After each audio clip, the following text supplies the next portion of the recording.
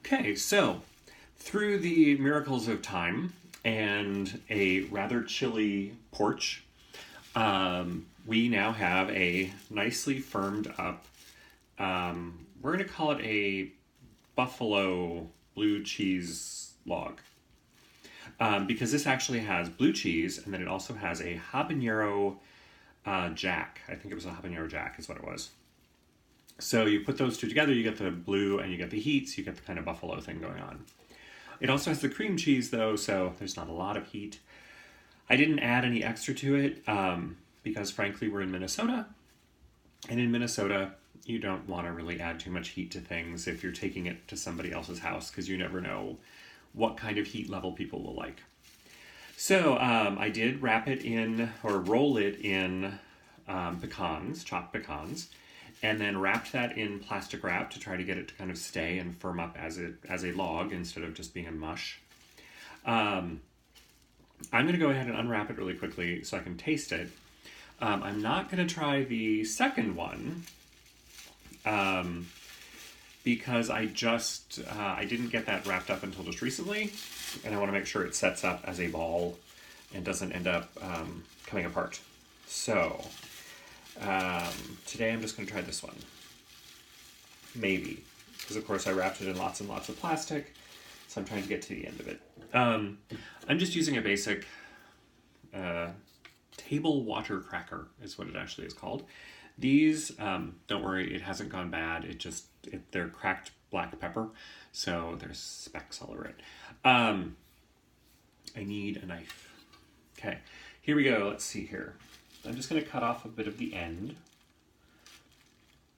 As I mentioned, the cheeses were a little bit soft, and then you're adding them to cream cheese, because obviously blue cheese is soft. A jack isn't as hard as like a aged cheddar. And then we've got the nuts on it. The nuts really don't have to be there.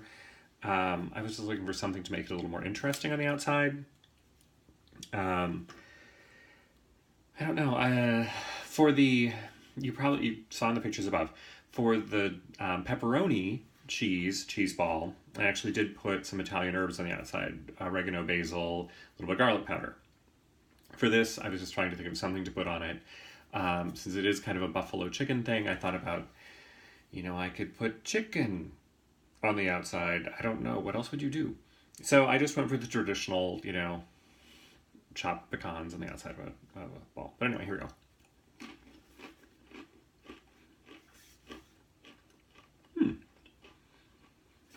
It was a really strong blue cheese. So it's very, as people would say, it's blue cheese forward. But there is a nice heat kick at the back. I'm glad I didn't add any extra spice because I think some people that we're serving this to are already going to think this is too hot. I'll have to warn everybody as I do it. But, excuse me, I'm going to smish it back together so nobody will know that I cut into it. Don't tell. There we go. I'm going to, rewrap it, try to get the pecans all to stay in. Tighten it up as much as I can. And there we go. We're all set to take it off to the gathering this afternoon. Basically, my point in doing all this, if you've listened this long, you probably already have decided that you don't really need a point, but why I was doing this is to try to get rid of some leftovers out of the fridge. I think this is a great way to do it. We now only have 5 kinds of cheese in the fridge. So much better than before when we had 6 or 7. So it's a start. That's the scoop for today. I think I don't have a lot going on this week, so I might actually get a blog post out again next week. I might be back on a regular routine again. Wish me luck, and I will see you then.